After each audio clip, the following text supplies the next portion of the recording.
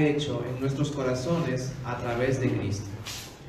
Y del capítulo 12 en adelante, es decir, hasta el 16, habla de lo que Dios hace en nosotros a través de nosotros mismos, es decir, de lo que Él quiere que nosotros hagamos con lo que nosotros hemos aprendido en los primeros 11 capítulos. Así que vamos a dar un review, iba a decir, un resumen de lo que Él ha hecho en esos 11 capítulos.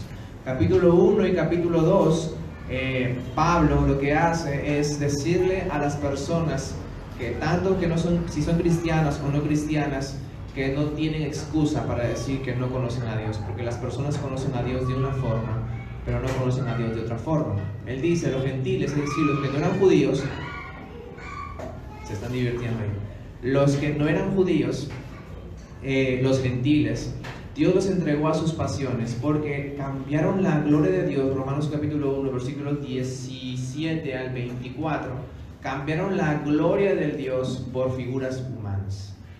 ¿Qué significa eso? Eso es lo que John Piper lo llama el intercambio oscuro. Cambiar la gloria de Dios, que nosotros podemos verlo a través de la naturaleza, por cosas materiales. Por eso ven que en la historia, a través de diferentes culturas, siempre han querido adorar algo. El hombre tiene una hambre espiritual que es saciada de una u otra manera, o la sacias con Dios o lo sacias con otra cosa. En este caso, nuestra cultura ha querido satisfacerlo con animales, y también en el tiempo griego y romano ha sido de esa forma, animales o personas.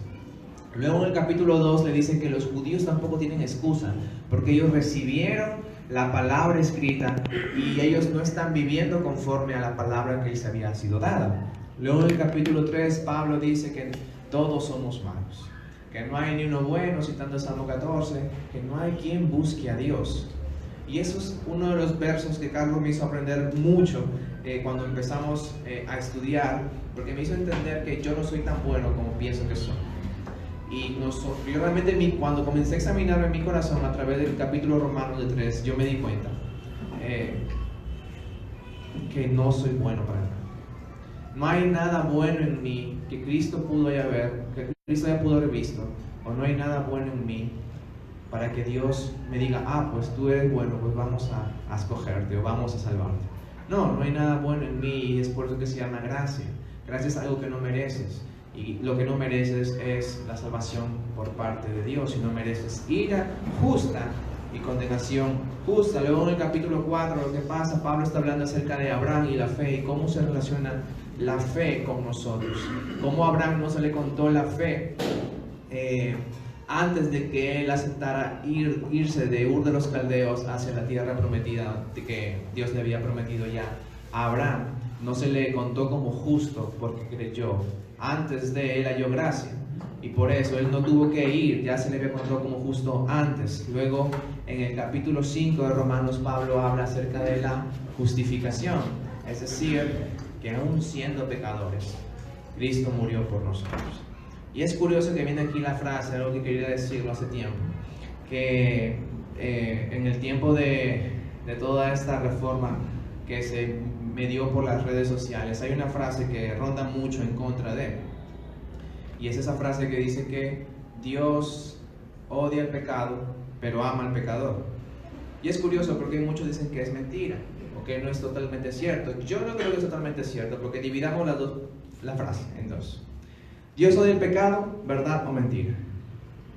¿Verdad? Dios odia el pecador, ¿verdad o mentira? ¿Verdad? Entonces, ¿por qué decimos que es mentira?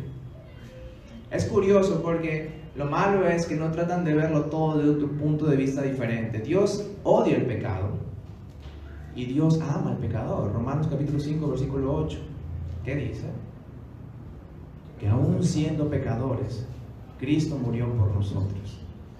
Lo curioso es que muchos también alegan en este versículo que no va a haber una consecuencia con el pecador, pero va a haber una consecuencia con quien peca. El pecado no es algo tangible, el pecado no es algo que puedes tocar. Entonces, quienes sí somos materiales somos nosotros, quienes cometemos y tomamos las decisiones de pecar. Entonces, antes de poder declarar esta frase como herejía, piénsenlo bien, porque hay algo de verdad en esa frase. Luego en el capítulo 6 de Romanos, Pablo le está diciendo a quien escribe esta carta, ¿qué les dice? Les dice que ya no, el pecado ya no tiene dominio de nosotros.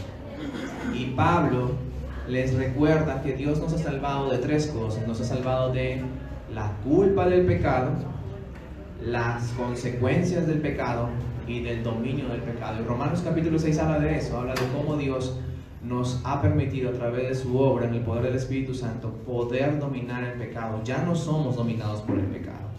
Todos los que están aquí y han confiado en Cristo Jesús para su salvación tienen el poder de la resurrección de Cristo, es decir, pueden decirle no al pecado. Así que cuando tú le dices sí al pecado una vez siendo convertido, lo que estás diciendo realmente es que no te importa Cristo y todo lo que ha hecho por ti, porque tú piensas que tú sabes lo que es mejor para ti. Eso es ser necio. Eso es lo que es la necedad. Dios ya te ha demostrado de muchas y miles maneras que Él tiene la razón y Él es digno de ser confiable. Él es confiable, pero aún así tú en tu pecado crees que tú sabes que es lo mejor para ti. Luego en Romanos 7 Pablo habla acerca de la ley. ¿Y qué es la ley? Dice que la ley es buena a pesar de que yo caiga en contra de la ley. Dice, yo estoy desesperado porque quiero hacer lo bueno y al final termino siendo lo malo. Quiero hacer lo bueno, termino siendo lo malo que no hago. Y Pablo da a entender que hay una lucha interna entre el antiguo yo y el nuevo yo. Es decir, como vimos el día de ayer, la antigua vida y la nueva vida. Eso no quiere decir que nosotros estamos arrastrados a la antigua vida. No, lo que quiere decir es que nosotros hay una lucha dentro de nosotros. Sin embargo, una vez más te repito, tenemos el poder del Espíritu Santo para decirle no al pecado. Ese poder es el mismo poder que resucitó a Jesucristo desde los muertos, no es cualquier cosa. Así que antes de decir que, wow, pero ya caí o no, recuerda en quién tú has confiado y recuerda el poder que tú tienes, no por tus méritos, sino porque Dios te lo otorgó por gracia. Luego en Romanos capítulo 8, el primer versículo comienza a decir, por lo tanto, es decir, por todo lo que le estoy contando, ya no hay condenación para los que están en Cristo Jesús. Es decir, para los que no siembran para la carne, sino los que siembran para el Espíritu. Ya no hay condenación para los que están en Cristo Jesús. Y él comienza a hablar acerca de cómo la creación sigue esperando que Cristo venga ya de una vez para rescatarlo de todo lo que está pasando. Y luego comienzan las promesas hermosas que dicen, porque todos los que aman a Dios, todas las cosas, Romanos 8:28, ayudan para bien, todo lo que tú estés pasando ahora, enfermedad, deudas, hijos rebeldes, todo, absolutamente todo, ayuda para bien. ¿Cuál es el bien? Romano lo dice más adelante, que cada día te transformes y te parezcas más a Jesucristo. Ese es el mayor bien. Dios utiliza las circunstancias para cambiar. Dios utiliza circunstancias desde que te encontraste dinero para ver dónde está tu corazón, hasta cuando perdiste dinero también. Dios está moldeando tu carácter para que sea cada día más como el de Jesucristo. Muchas veces nosotros no lo vemos. Dicen, mis hijos son mi cruz, dicen algunos. O wow, ese profe en la universidad es mi cruz. No, realmente tú no te imaginas lo que es cargar la cruz y ser burlado por todos. Así que antes de utilizar la palabra cruz con algo que tal vez Dios está utilizando para moldearte, piénsalo bien. Piénsalo bien. Luego en Romanos 9 Dios comienza a hablar, Romanos 9 y Romanos 10, Dios comienza a hablar de la elección del pueblo escogido de Dios. Y también comienza a hablar en Romanos 10 acerca de un remanente dentro de Israel. Es decir, que no todos los que están o pertenecen al pueblo de Israel son realmente israelitas. Hay un remanente. Eso quiere decir que no todos los que vienen a la iglesia son iglesias del Señor. Hay una iglesia visible, pero también hay una iglesia invisible. Porque cuando Cristo venga por segunda vez separará el trigo de la cizaña, las ovejas de los cabritos. Entonces llegamos ya a capítulo 11, donde Pablo ya, después de todos esos 10 capítulos, Romanos 11, Pablo termina diciendo, wow, qué insondables son tus caminos, inescrutables son tus pensamientos. Él comienza a darle una doxología, una adoración a Dios de todo lo que Dios ha hecho en nosotros a través de Cristo. ¿Qué quiere decir esto? Pablo lo vuelve a repetir, concluye al final en versículo 36, porque todo es de Dios, por Dios y para Dios. todo es de Él, por Él y para Él. Absolutamente todo lo que hagamos es para que Jesucristo y Dios sean famosos. En palabras simples. Y así es como llegamos al capítulo 12 del libro de Romanos. El capítulo 12 del libro de Romanos ya son las aplicaciones prácticas. Miren, en un sermón hay 3 cosas que no deben faltar. No puede faltar una introducción, no puede faltar el cuerpo principal del mensaje y no puede faltar las aplicaciones, porque nosotros vivimos una vida práctica. No se puede quedar solamente en nuestra cabeza todo lo que nosotros aprendamos. Tiene que inclinar nuestros corazones a las acciones. Eso es lo que John Piper dice, que nosotros fuimos creados de 3 formas. ¿Cómo entra el conocimiento? De 3 formas. Primero entra en nuestra cabeza a moldear nuestros pensamientos. Luego comienza a moldear nuestros sentimientos y nuestras emociones. Y finalmente lo que hace es guiarnos hacia las acciones. Cabeza, emociones, acciones es la forma en cómo la palabra de Dios moldea nuestra vida. Entonces vamos a ver los 2 capítulos de Romanos 12 y Romanos 13 con algunos énfasis especiales. Entonces dice Pablo, por consiguiente, cuando yo subrayo algunas palabras en rojos, porque ustedes cuando lean sus Biblias tienen que enfatizar esas preguntas.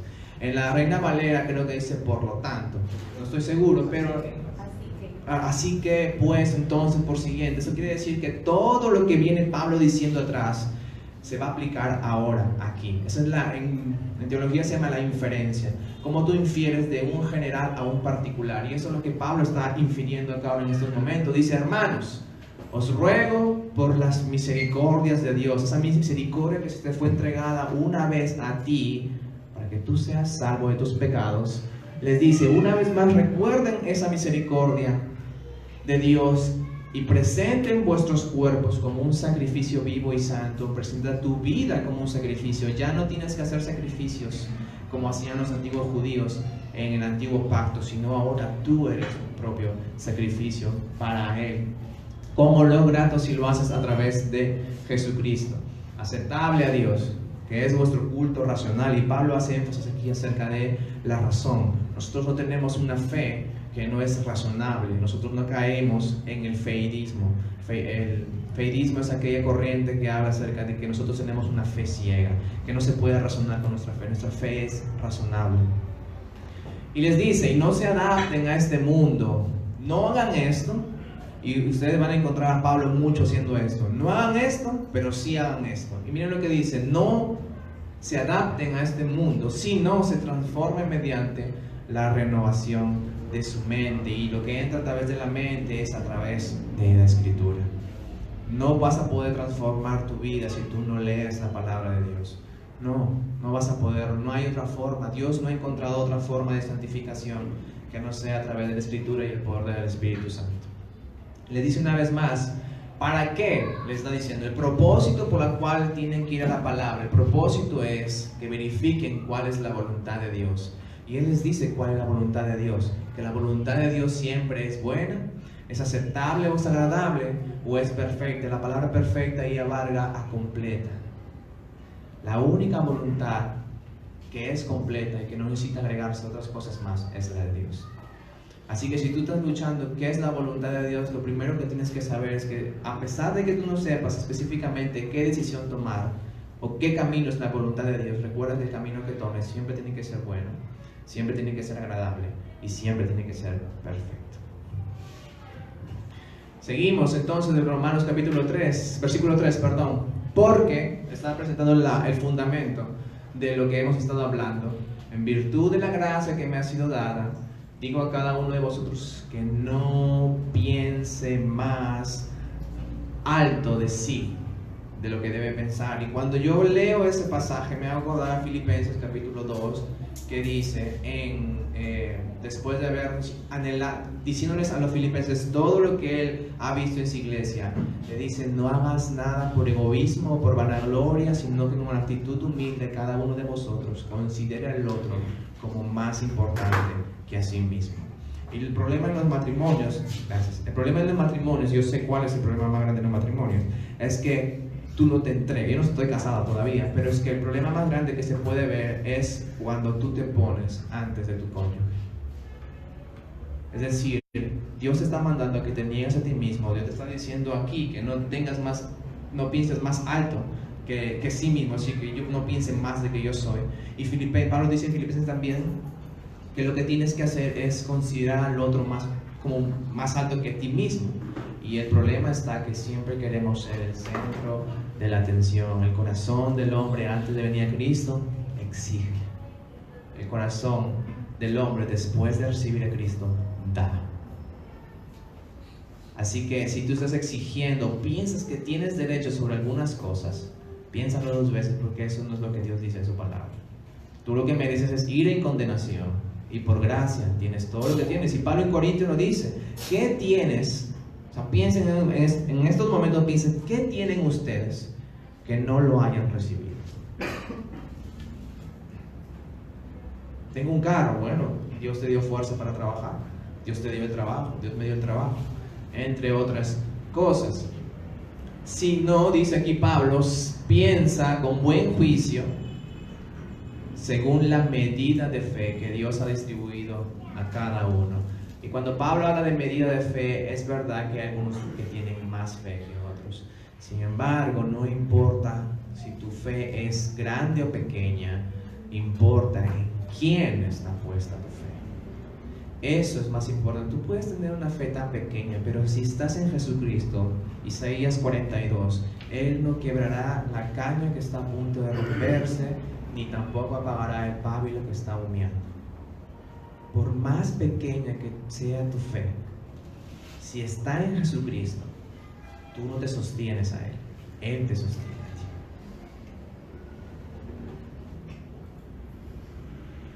Y ahí viene una inferencia, dice, pues, así como un cuerpo, aquí hablando de la iglesia, tiene muchos miembros, no todos los miembros tienen la misma función. Y esto es muy importante porque dentro de la iglesia hay una diversidad de dones. Si tú estás en Cristo, cada hijo de Dios tiene por lo menos un don. Algunos Dios le da más gracia, les da 2, 3, muchos más dones, pero por lo menos tú tienes uno si has venido a Cristo. Lo que tú tienes que hacer es preguntarle a Dios cuál es y preguntarle a los hermanos cuáles creen que es el don que tú tienes para poder servir a la iglesia. Don es don siempre y cuando se hace uso dentro de la iglesia.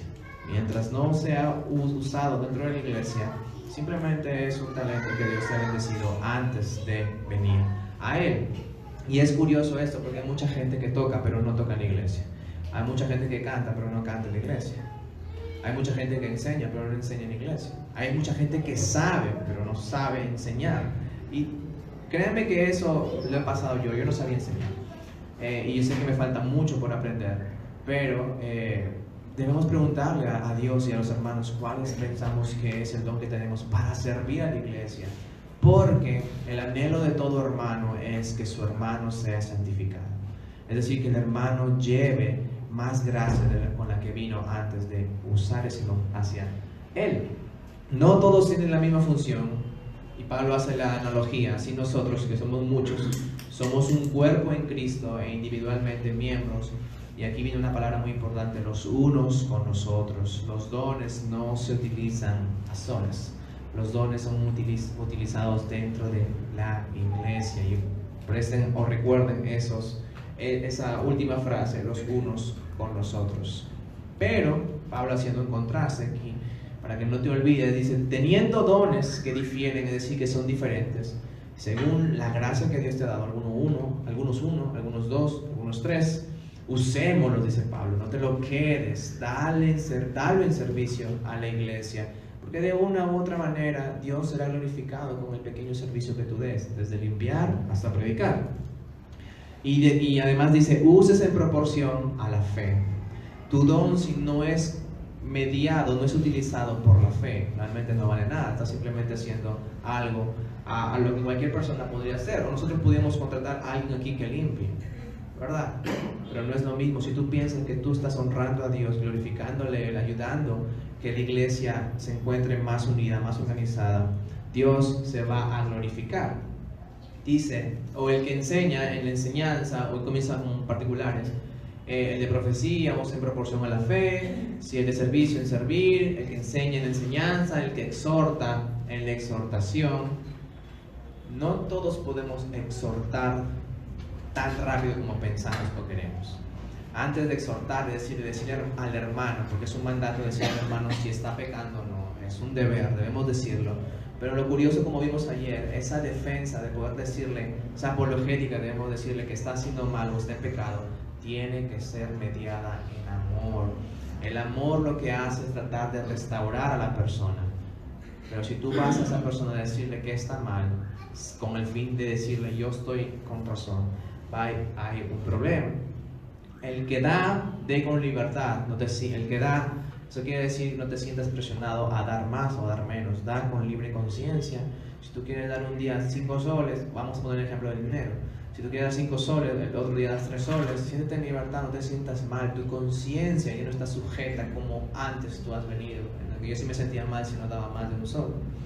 Entonces ya en estos tiempos uno es libre de entender cuánto da. Así que no te reprimas, tal vez un día quieres dar 1000 soles.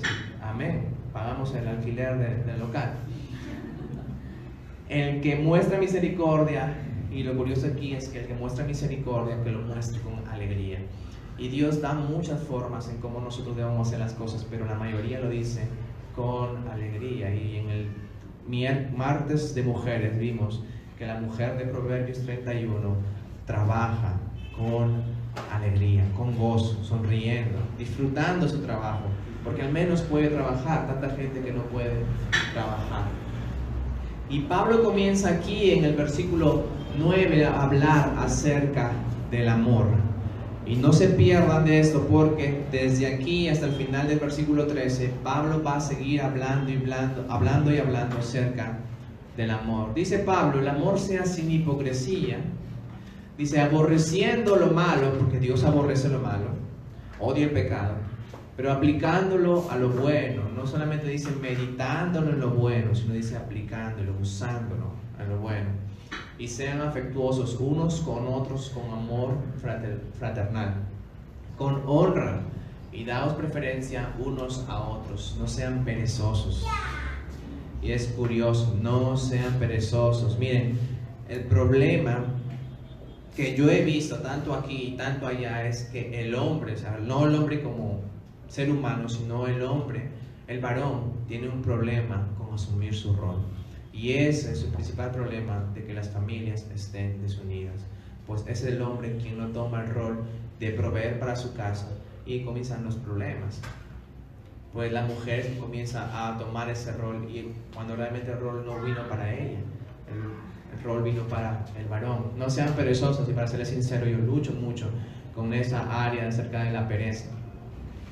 Y lo curioso es que Pablo te está diciendo en dónde no tener pereza. Dice en todo lo que requiera diligencia. Es decir, si tú sabes que tienes que venir aquí temprano, pues tienes que venir aquí temprano.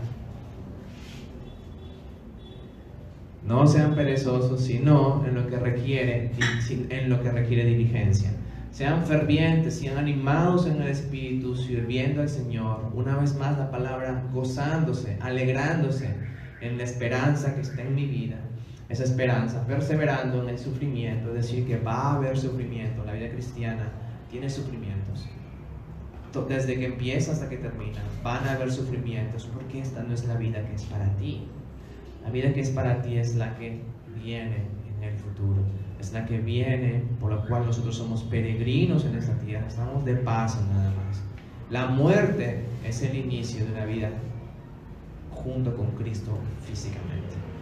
Y eso es esa es la esperanza a la que Pablo se refiere. Aquí, perseverando allí en el sufrimiento y dedicados a la oración. Yo creo que Carlos ya debe estar discutiendo cuándo va a ser el día en que tienen que dedicarle a la oración. Tienen que orar. El problema está que, bien, yo les voy a contar la forma en cómo yo expliqué esto en los jóvenes allá en República Dominicana. Cuando yo estoy lejos de mi novia, por ejemplo, ahora ya tenemos más o menos un mes y medio que no nos vemos. Lo único que me consuela de no estar junto a ella es que puedo hablar con ella. ¿Están viendo la analogía? No la ven todavía. Lo único que me consuela de no estar con Dios en estos momentos es hablar con Dios. Así que si tú no hablas con Dios en estos momentos, ¿por qué no quieres estar con Él?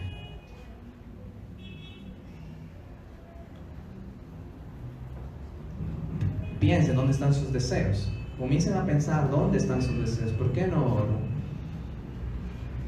Lo único que me consuela de no estar en República Dominicana con Itzel es que yo hablo todos los días con ella, casi todo el día. O sea, por mensaje. No me refiero a todas las 24 horas, pero me refiero a que muy seguido. Cuando hay tiempo. Es lo mismo con Dios. Pablo dice, oren sin cesar. Y esa es la ilustración, creo que yo, más práctica que pueda haber. Que si tú tienes una persona a quien tú amas, tu madre, tu hermano, tu familia, tu esposo, tu novia, tú hables con ella porque eso te consuela de no estar físicamente con ella. Lo mismo hagámoslo con Dios. Contribuyendo para las necesidades de los santos, es decir, de todos los creyentes, practicando la hospitalidad. Si tienes algún problema con el tema de la inmigración, que es muy fácil, Pablo aquí en el último versículo de Romanos 12 te está diciendo, practica la hospitalidad. Es decir, que en tu casa, de vez en cuando, y si tú puedes, la mayoría de veces, tienes que abrir tus puertas para las personas que lo necesitan. Pero, dicen, teniendo dones, no hemos visto, sí. Ok. Bendecid, y comienza una forma práctica de amor. Bendecid a los que persiguen, bendigan y no maldigan, gócense con los que se gozan y lloren con los que lloran. Hay momento para reír, pero también hay momento para llorar. Si un hermano viene a ti y comienza a desahogarse de ti, todo lo que está pasando, y comienza a llorar, hay momentos en que tú tienes que llorar con él, pero hay un momento en que tienes que secarte las lágrimas y decirle qué es lo que tiene que hacer. No seamos insensibles. Las luchas de unas personas, aunque no son nuestras mismas luchas y parezcamos que sean menores, no son para esa persona que está sufriendo. Así que lloremos con los que lloran y gocémonos también con los que se gozan. Dice, tengan el mismo sentir unos con otros. Ese mismo sentir, ¿a qué se implica? A que no seamos altivos en nuestro pensar. Una vez más, Pablo lidiando con el orgullo. No te enorgullezcas, pues ¿qué tenemos que no hayamos recibido? No sean sabios en nuestra propia opinión. No sean sabios en nuestra propia opinión. En la multitud de consejeros hay sabiduría, dice Proverbios. No creamos que nosotros somos los únicos que podemos entender la Biblia, si no nos escribirán libros. Hay otras personas que tienen más conocimiento que nosotros y esas personas nos pueden ayudar a entender mejor la Biblia a través del Espíritu Santo. Dice nunca, Pablo pocas veces habla de definitivos, siempre nunca, pero acá dice nunca paguen a nadie mal por mal. Y esto es curioso porque esto se ve dentro del matrimonio. Yo no estoy casado, pero veo tanto que tengo que hablar acerca de eso. Dice nunca paguen mal por mal. Tal vez el hombre que es un poco más descuidado se olvida una fecha de aniversario o se olvida un cumpleaños. Y tú estás esperando ahí que se acuerde, sí, se va a acordar, al final no se acuerda nada. Y la forma en cómo especialmente las mujeres, no digo que sean las únicas, en cómo tú respondes a ese mal que tu esposo se ha dado por no ser diligente en ese tipo de cosas, sabiendo de que tú eres vaso más frágil, es cortándole muchas veces la comunicación. O siendo muy cortante cuando tú respondes. ¿Estás bien? Sí. ¿Qué te pasa? Nada. ¿Estás molesta? No. ¿Verdad? Y eso yo lo veo no solamente con las parejas, lo veo con los chicos, o sea, con los niños, con los estudiantes. Yo también lo veo eso y también lo veo con mi novia. No porque yo le hago a ella, sino porque ella me pregunta a mí. ¿Tú estás bien? Digo, sí. Y yo, te veo medio raro. ¿Tú estás mal? No. ¿No tienes nada? No, nada. Y después en la noche estoy hablando, mira, ¿sabe qué pasó eso? Es la forma en cómo nosotros pagamos mal por mal. Y es lo que Pablo está diciendo, no paguen mal por mal. Y se respeta lo bueno delante de todos los hombres. Ese hombre no solamente es con la iglesia, sino con todos los hombres. Y si es posible, y mientras dependa de ustedes, estén en paz con todos. ¿Y por qué Pablo dice estén en paz con todos? Porque el estar en paz con todos y tener un buen testimonio, cuando la gente vea que tu vida ha cambiado, te van a preguntar qué te ha pasado. Y en ese momento es tiempo para compartir lo que Dios ha hecho en tu vida a través del Evangelio. Miren, muchas veces yo decía ser cristiano en mi casa y no había nada de especial en mi casa. O sea, mi papá me trataba igual. Yo creo, él nunca me lo dijo, pero yo creo que él pensaba que era un hipócrita, porque muchas veces me honraba en la casa y me decía, y así va a la iglesia, y así él dice que va a leer la Biblia, así dice que tiene muchos libros ahí en su cuarto. Y él me decía, ¿tú qué andas dando en libros nada más? Entonces, yo decía que era cristiano, pero realmente mi vida decía que no lo era. Yo no estaba viviendo conforme al Evangelio. Hasta que Dios me salvó en 2013 y el Señor comenzó a cambiar mi corazón poco a poco. Y lo primero que comenzó a cambiar es no devolviendo mal por mal. Muchas veces mi papá tenía cosas injustas contra mí. Y lo que lo que yo hacía era quedarme callado y honrarlo de no faltarle al respeto. Por más veces que él no tenga la razón, créanme que ha sido así. Por más veces que él no ha tenido la razón, yo he tenido que honrarlo haciendo silencio, porque sabía que si yo le hablaba iba a haber una discusión. Y eso no es lo que me pide Dios. Dios pide que seamos pacificadores, no que seamos controversiales. Entonces, después de tiempo, orando también por ellos, he podido ver ciertos indicios de acercamiento al espiritual de mi papá. Ahora mi papá les da likes a mis publicaciones cristianas. Miren, eso es lo último que pensaba era eso. Mi papá, nada, o sea, para mí, o sea, mi contexto, es una muestra de que mi papá se está abriendo para, en un momento, compartirle el Evangelio. Aquella persona que me decía, sí, tú y tu Biblia, los cristianos y los evangélicos, sí, y ahora, cuando él lee, él se da cuenta de que mi vida ha cambiado. Y yo estoy seguro que en un momento me va a decir, ya que me voy a casar, me va a decir, ¿cómo es que ha cambiado tu vida? ¿Cómo te puede ver? Y ahí yo aprovecharé para predicarle el Evangelio.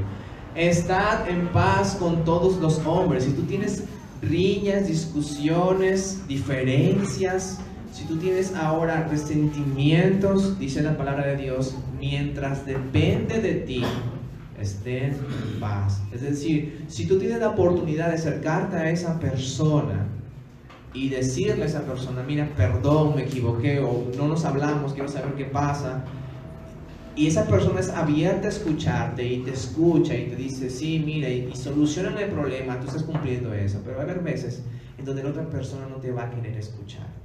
Eso es lo que Pablo hace énfasis aquí, dice, tu cabeza, así sea en la peor persona que te pudo haber hecho lo peor de lo peor. Y es difícil, no es tan sencillo como parece. Y Jesucristo al final hizo todo lo que Pablo está diciendo al último. No seas vencido por el mal, sino vence el bien con el mal. Vence el bien con el mal. Perdón, vence con el bien el mal. Gracias. Vence con el bien el mal, o vence el mal con el bien.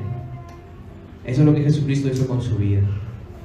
Cuando él estuvo a punto de morir, él le dijo, yo puedo traer aquí legiones de ángeles, pero él no lo hizo. Por amor a ti, por amor que tú estás sentado esta mañana aquí y que tú vengas con cara de sueño a veces, cerrando los ojitos por ahí, guiñándome el ojo por si acaso tengo novio. Veo muchos que me están guiñando el ojo, están diciendo amén, amén. Versículo 13, son solamente de 4 diapositivas aquí. Dice, sométanse. Pablo sigue hablando del amor, no pierdan el amor, hemos empezado hace 2 slides o 2 diapositivas anteriores con el amor.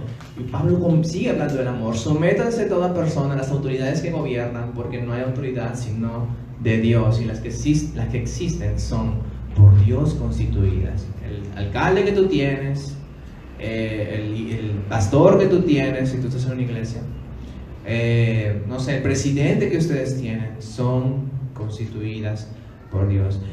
Y miren, si hay una serie que yo recomiendo ver, que tiene un alto índice moral, es la serie que se llama El Superviviente Designado. Está en Netflix. Es la historia de un presidente, como el presidente que tenemos nosotros, hubo un atentado en el Capitolio en Estados Unidos, y él era la única persona que, si todas las demás personas morían, él asumía el poder en Está en Netflix. Survivor Design se llama.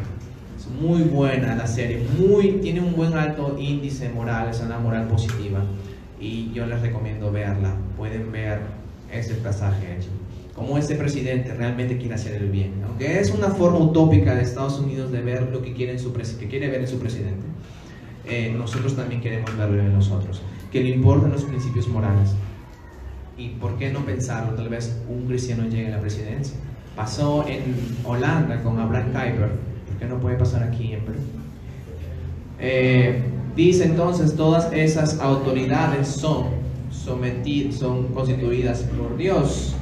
Dice, por lo tanto, una vez que te enseñé que Dios es quien pone los presidentes, quien pone reyes y quita reyes, dice, el que resiste la autoridad ordenada por Dios se ha opuesto contra él, y los que se han opuesto sobre sí recibirán condenación. Porque, si tú le preguntas, ¿por qué, Pablo, voy a recibir condenación? Porque los gobernantes no son motivo de temor para los de buena conducta. ¿Qué tú vas a temer si tú tienes una buena conducta? Miren, cuando yo estaba en la universidad y había problemas así con las notas, a veces se cogían los exámenes, se copiaban, en Dominicana se dice, se fijaban. Si tú no lo hacías, tú estabas tranquilo. Tú puedes venir, yo estoy en paz, yo no sé nada, yo estaba sentado ahí sabiendo que no me copiaba, así que procedí a preguntar. Yo había estudiado, había jalado, pero había estudiado. Entonces, de todas maneras, no importa, mi conciencia estaba tranquila de parte, por lo que yo intenté ser fiel a lo que Dios me dice. Dice, no hay motivo de temor a los de buena conducta, sino ¿para quién? Para quien hace el mal. Para los que hacen el mal, allí hay temor, y donde hay temor no hay amor, porque el verdadero amor echa fuera el temor.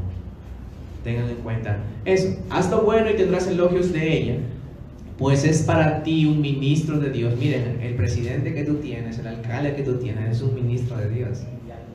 Y el ministro es que quiere decir aquí un mediador, alguien que es utilizado por Dios, alguien que Dios le encarga algo y él lo utiliza, a pesar de que muchas veces él no lo tenga en cuenta.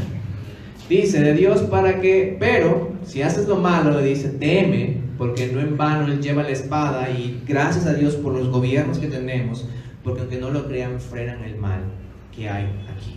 Si en Trujillo fuera un lugar donde no hubiera un gobierno, es decir, donde tú podías hacer todo lo que seas y no hay una consecuencia de tus actos, viviríamos como en la época de los jueces. Cada uno haría lo que bien le parecía. En pocas palabras, cada uno haría lo que le da la gana. Saltarías, si tú tienes hambre, saltarías una tienda.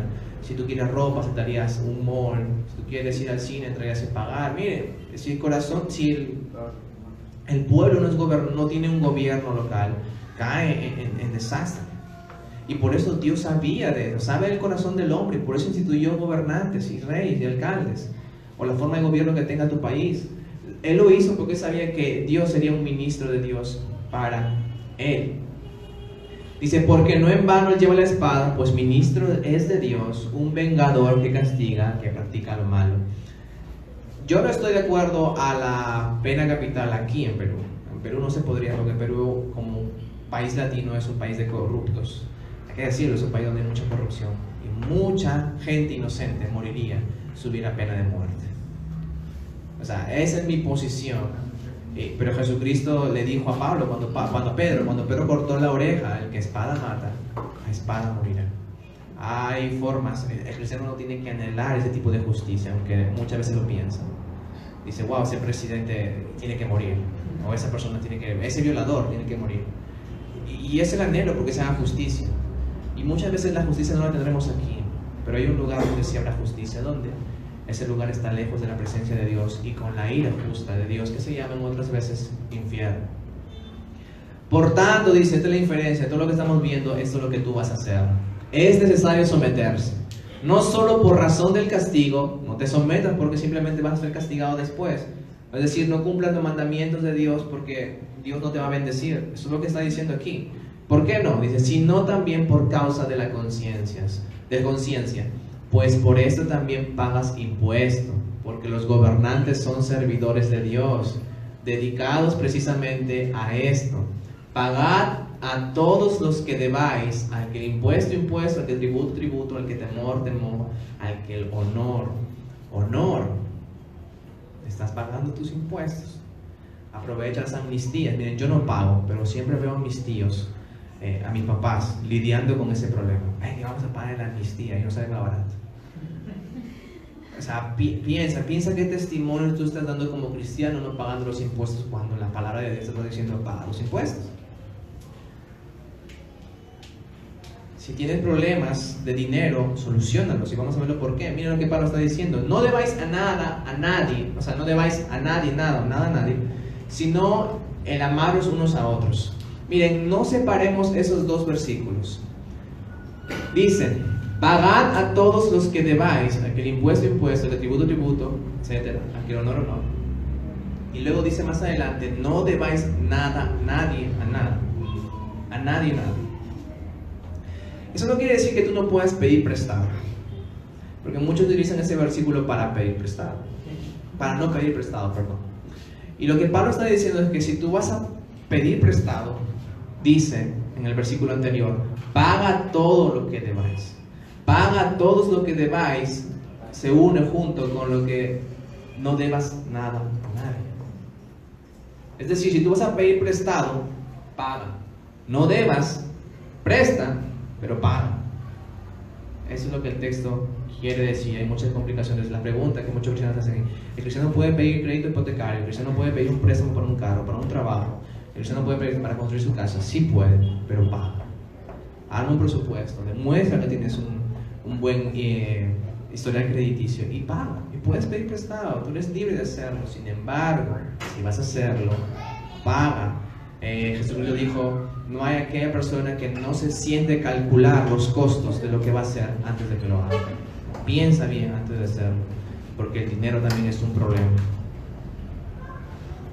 Dice, hay una deuda que tú nunca vas a pagar, es la siguiente, y es la que Pablo le dice a los romanos. Pablo le dice, si no, amaros unos a otros. Esa es una deuda que tú nunca vas a pagar, porque si yo le debo amor a Snyder a las 11, le voy a seguir debiendo amor a Snyder a las 12, a la 1, a las 5 de la tarde, a las 10 de la noche.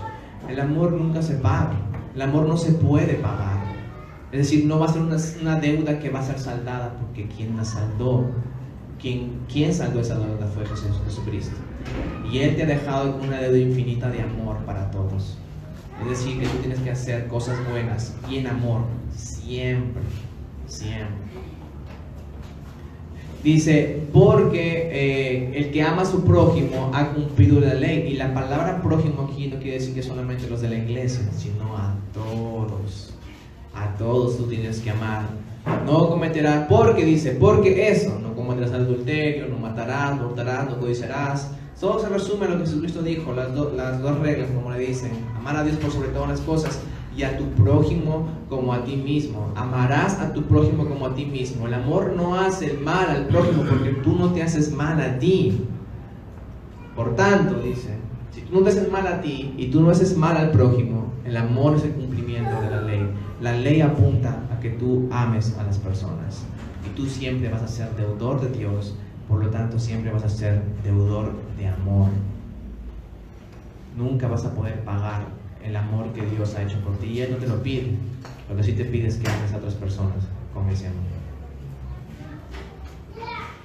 Y hacer todo eso, dice, consciente, conociendo.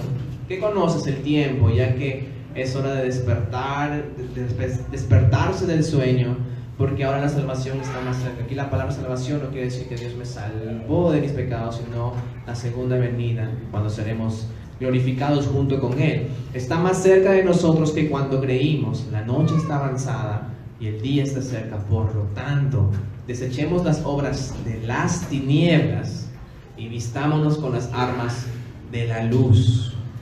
Todo lo malo, la mayoría de veces, acontece en la noche, en la oscuridad.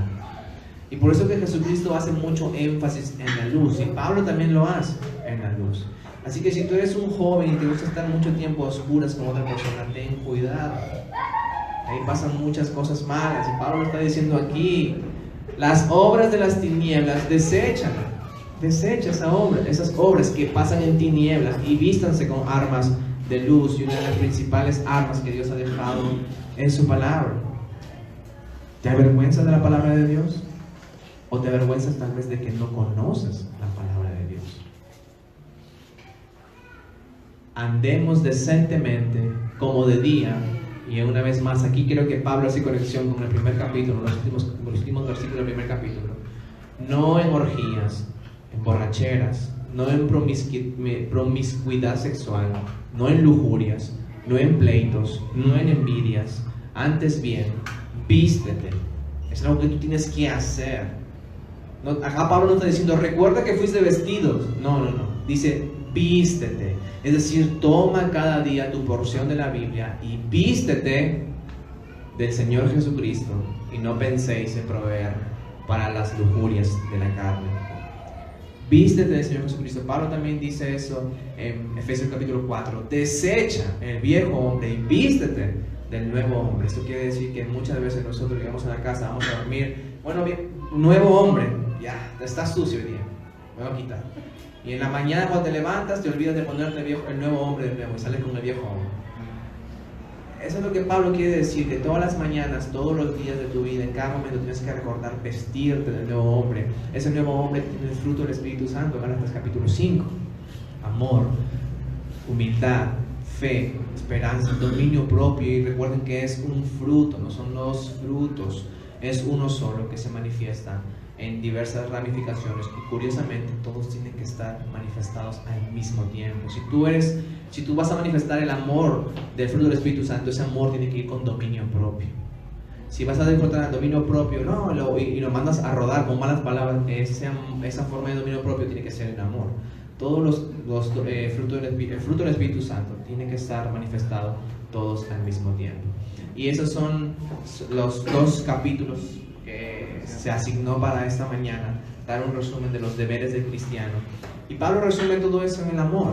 Si se dan cuenta, en el versículo final de 13 dice, todo se resume a esto, que tienes que hacer amándote a ti mismo, amándote al prójimo como te amas a ti mismo. Recuerden que hay una deuda de amor que no podemos saldar. Recuerden que tenemos que utilizar nuestros dones para bien. Recuerden que tenemos que someternos a nuestros gobernantes. Recuerden que tiene que ser renovado su mente. Recuerden que tienen que vestirse de nuevo hombre. Recuerden que no tienen que vengarse ustedes mismos, sino lo que tienen que hacer es bendecir a quienes, de que separado de ti nada puedo hacer. Al final todo se resume a la cruz. Separado de ti, Señor, nada podré hacer. Así que vamos a orar, por favor, para terminar esta mañana con la predicación. Señor, te damos gracias esta mañana porque nos has hablado en nuestros corazones con muchas de las cosas que tenemos que hacer. Tú estás más preocupado en cambiar nuestro corazón, porque de allí es la forma